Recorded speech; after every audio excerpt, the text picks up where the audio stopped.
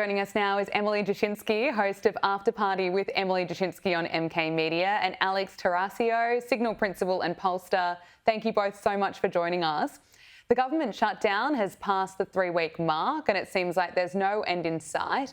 Today was the 12th GOP attempt to reopen the government, which was stalled and blocked by Senate Democrats. Schumer and the Democrats are demanding there be a deal to extend expiring Obamacare subsidies, while Senate Republicans remain adamant that there is no path forward available on the matter until the government is reopened. Yet while the shutdown is dragging on, Trump's approval rating is only going up. In 2018/2019, Donald Trump's net approval rating was already falling.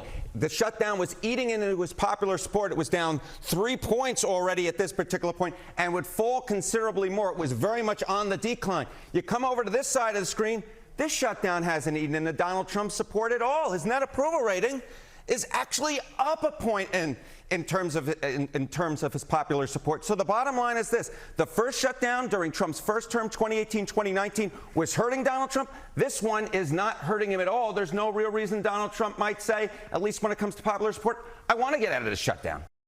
It's interesting, the latest Reuters Ipsos poll also shows that 42% of Americans approve of Trump's performance in office, which is up 2 points from the survey conducted earlier this month. Alex, let's start with you. What do you make of the boost in popularity amid the shutdown?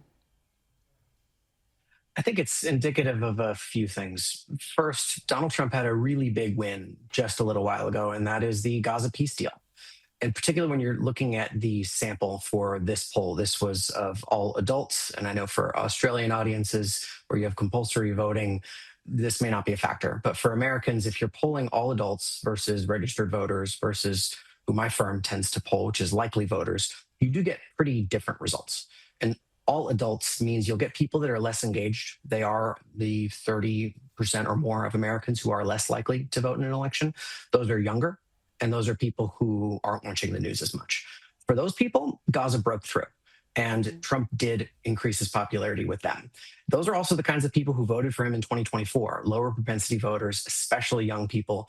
And so he got a real win with them. I saw that in the Quinnipiac data that had him negative on nearly every issue, but he had swung to +6 on his handling of Israel and Gaza compared to -25 the last time they had polled on that issue. So that was a real win for him. And I think that's really why his numbers have increased so much. Yeah, well, it's such a historic achievement. Emily, I want to get your thoughts. Would you say the shutdown's also hurting Democrats?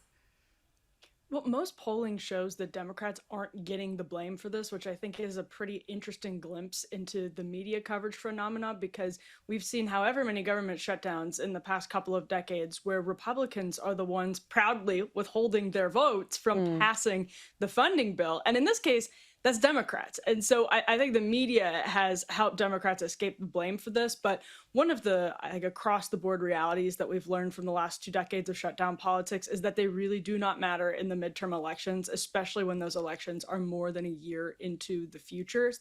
They can contribute to the vibes of kind of the grassroots of either party and the base. But at the end of the day, people have concerns that include affordability, that include being able to pay their bills, that include really like meat and potatoes, material concerns. And a year from now, people aren't going to be thinking about this government shutdown.